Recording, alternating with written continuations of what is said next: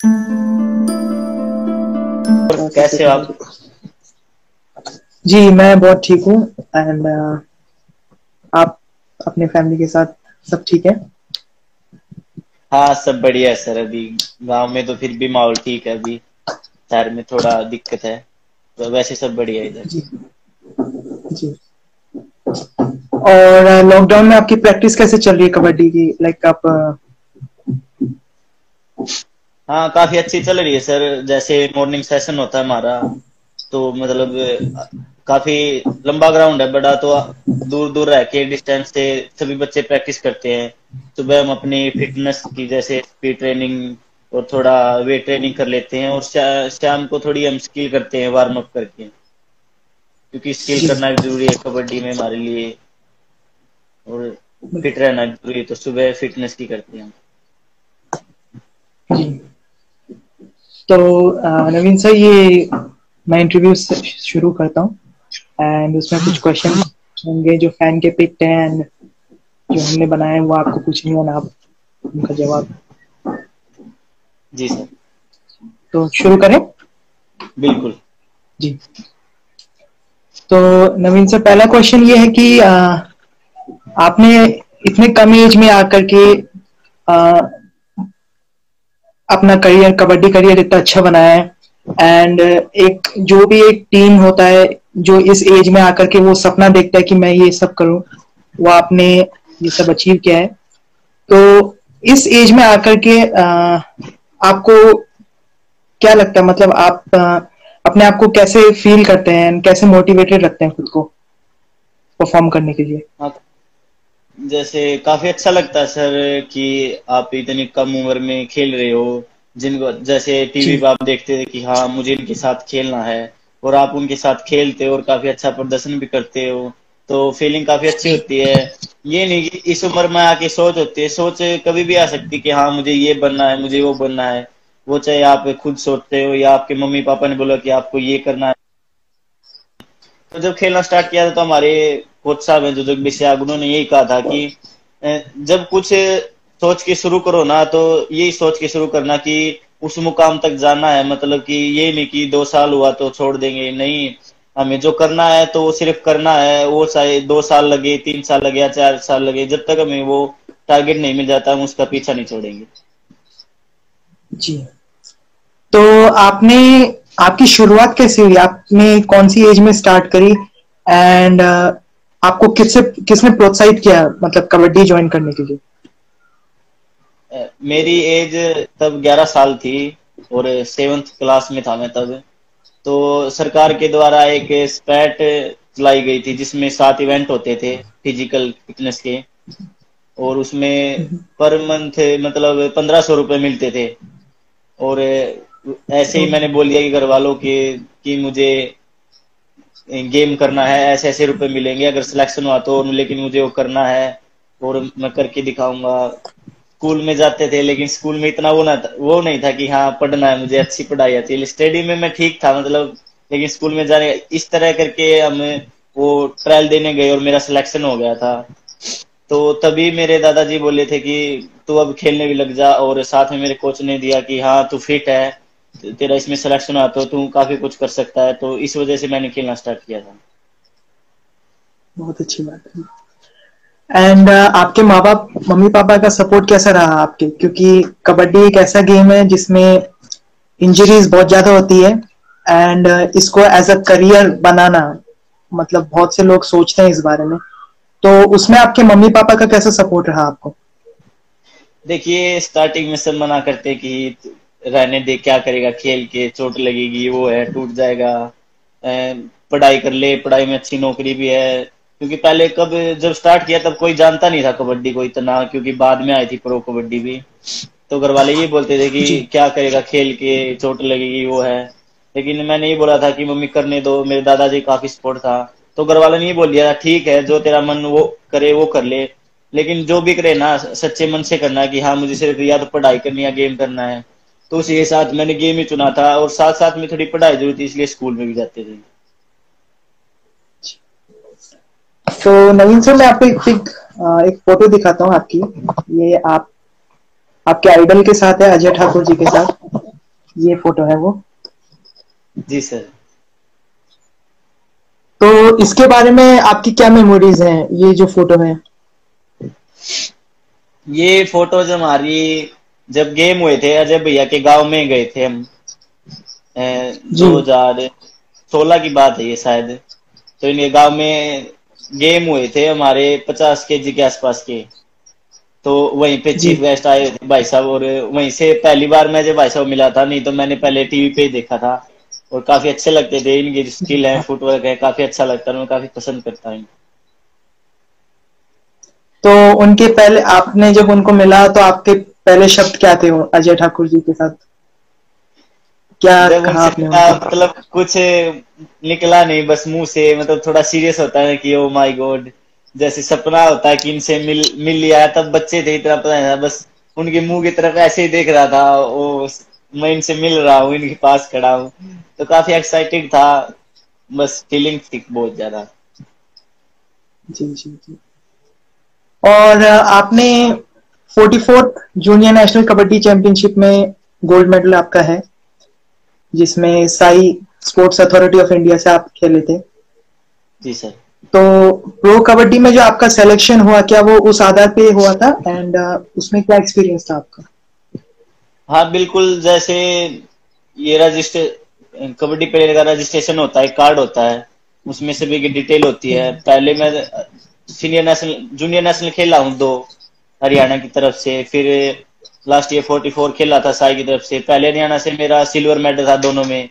और फिर साई से खेला, गोल्ड आया था। तो उसी रिकॉर्ड के साथ उन्होंने देखा था, और वहीं से ही हुआ था लगभग। ऐसे सभी कोचेज आए हुए थे, फ्रेंचाइज आए हुए थे, क्योंकि एनवाईपी जो न्यू यंग टैलेंट चल रहा है मसाल स्पोर्ट से, तो वो भी देखने आए थे कि उनकी तरफ से होता है, नए नए बच्चे उभर रहे हैं तो उनको देखना है।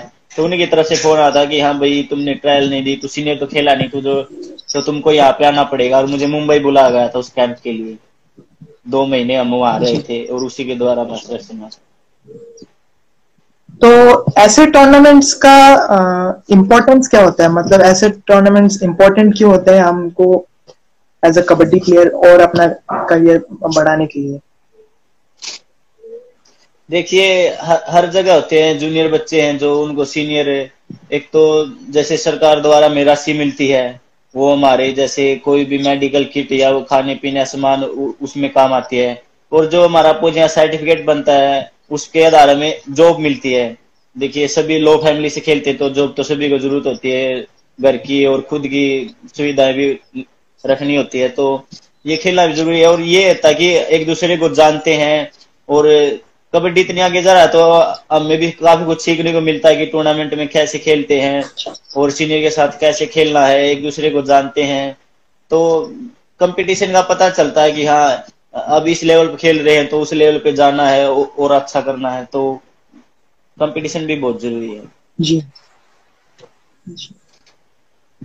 नवीन सर, आप सबसे यंगेस्ट प्लेयर रहे हैं जिन्होंने पीकेएल में डेब्यू किया था, और आपने अपने चौथे मैच में ही सुपर 10 लगाया था, जो कि सेकंड सबसे यंगेस्ट प्लेयर ने किया।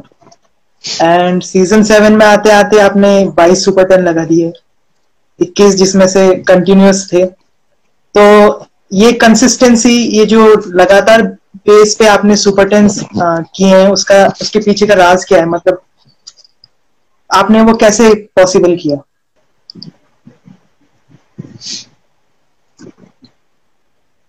सर राज तो क्या कहेंगे इसमें, बस मैं अपनी टीम को क्रेडिट देना चाहूंगा, सारा टीम को, कोच को और हमारी मैनेजमेंट को।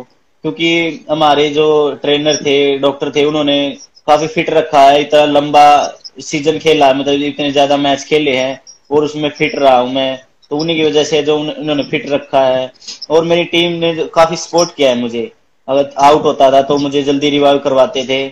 तो उसे कॉन्फिडेंस था कि हाँ कोई नहीं, मुझे टीम के लिए पॉइंट लेना तो लेना है, कोई नहीं। मगर आउट हो गया तो मेरे पास साथ मिराज शेख है, विजय मलिक थे जो स्पोर्ट राइडर थे, चंद्र रंजीत, और डिफेंस में हमारे जोगिंदर भाई साहब, विशाल माने और रविंदर पहल, जो भी काफी एक्सपीरियंस खिलाड़ी हैं। तो उनके साथ खेलना काफी अच्छा लग रहा था। मुझ पे कभी कोई प्रेशर नहीं आने दिया उन्होंने। उन्हें वो यही बोलते थे कि हाँ जो तेरा मन करे ना वो कर, अपनी स्किल दिखा, अपनी स्पीड, तुझ में स्पीड है, तू फिट है, तू कर सकता है।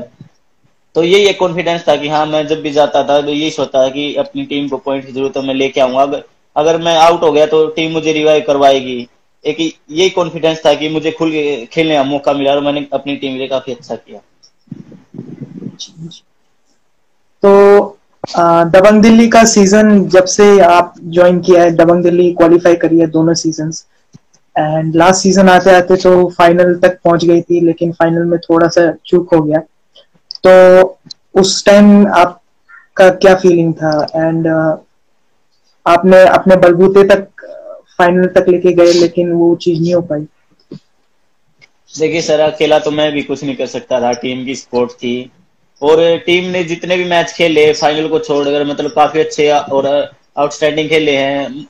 कोई मैच है कोई नहीं, फाइनल हमारा बैड लक या कैसे भी लगा लो, उनका लक था या हमारा बैड लक था। मतलब कुछ ना कुछ गलतियां हो जाती हैं, ये नहीं कि हम जितने मैच खेले सारे बेस्ट खेलेंगे हम ही जीतेंगे। वो भी काफी अच्छी टीम थी, यंग प्लेयर थे। और उनके साथ हमारा जितने मुकाबले हुए, पहले दो में हम एक टाई हुआ था और एक हमारे थे। तो मतलब ये था कि जी उन्हें हमारी कामियां पता है कुछ ना कुछ की हमारी किधर से है। जैसे कि उनके राइडर को चोट लग गई थी, मनिंदर भाई से जो मैन राइडर हैं, फिर भी उनके सेकंड राइडर, उन्हें पता था कि हाँ हम कैसे पॉइंट ले सकते हैं। कि भाई लक लगा लो यार, जो एक्स्ट्रा में थे स्केश भाई साहब थे, और जो लास्ट के मैच खेले थे उन्होंने मैच जिताया।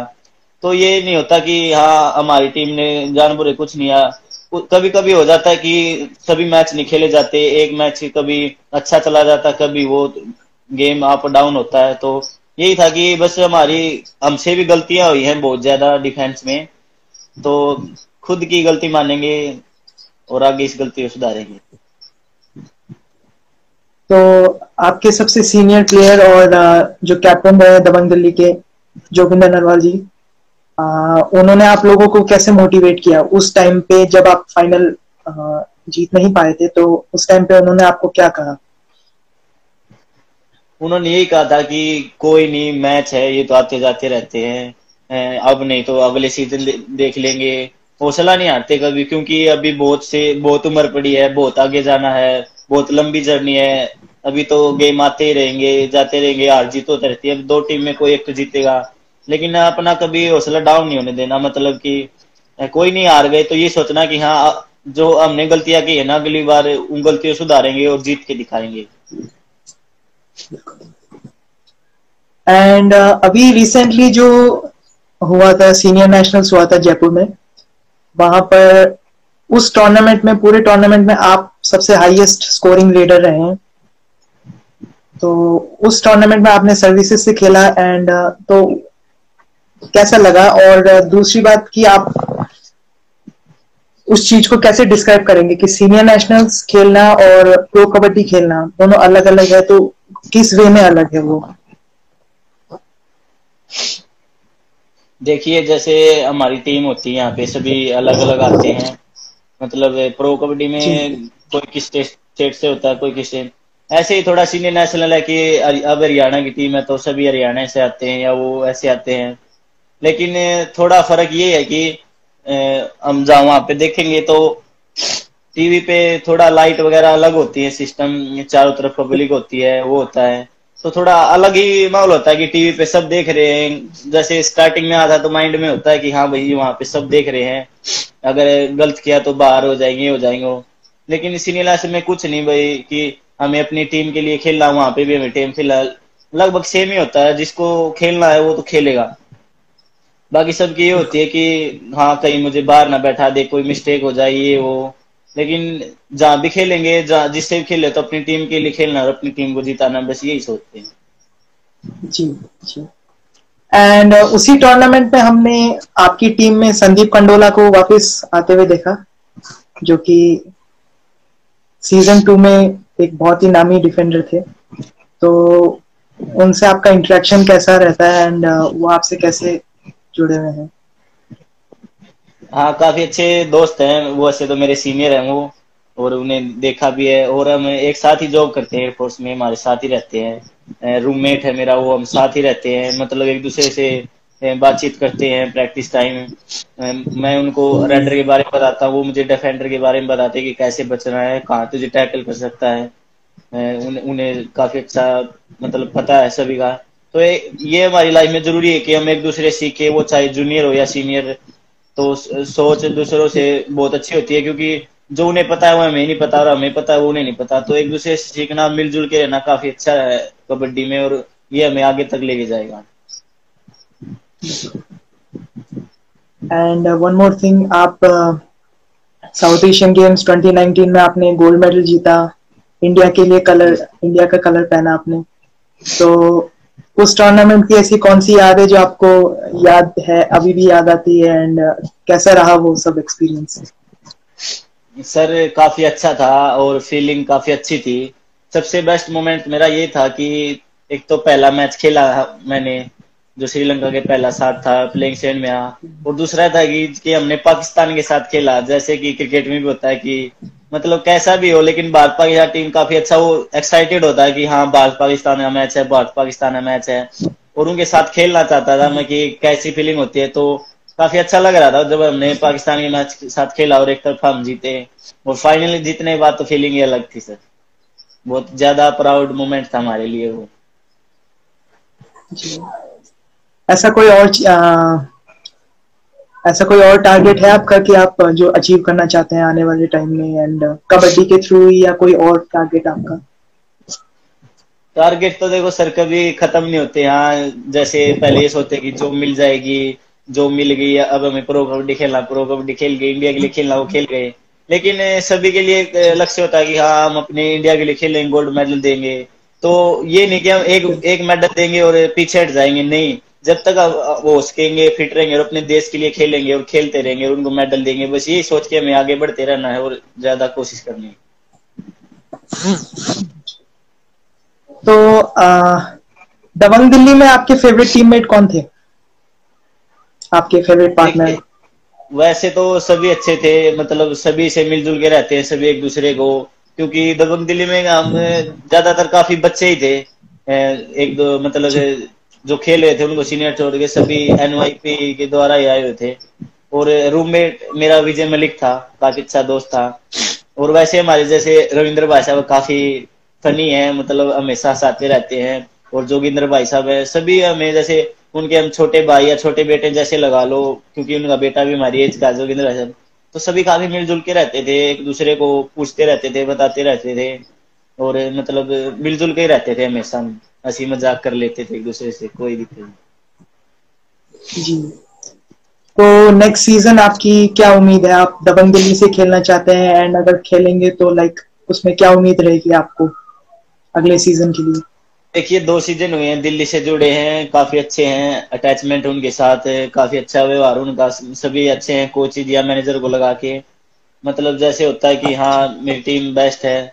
बाकी आगे का किसको कुछ नहीं पता कि आगे क्या होगा, दिल्ली रखेगा वो तो आगे के आगे देखेंगे। पहले हमें अपनी मतलब फिटनेस पे ध्यान देना है और अपने गेम पे ध्यान देना है।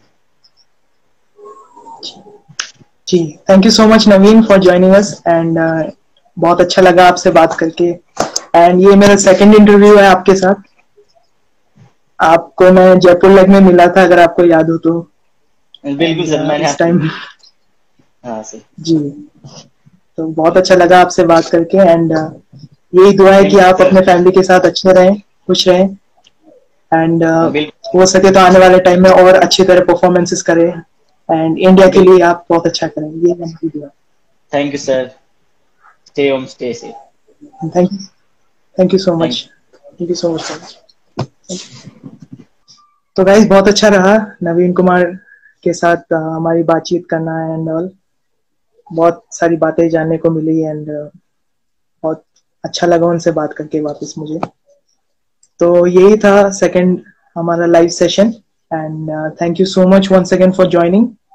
It was really a pleasure doing this interview with Naveen Kumar, and furthermore, we would like to conduct more of such interviews and hopefully bring your favorite Kabaddi superstars to our live channel.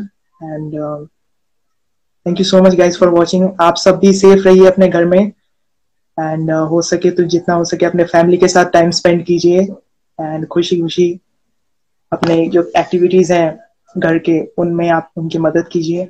And thank you so much for watching. and see you tomorrow.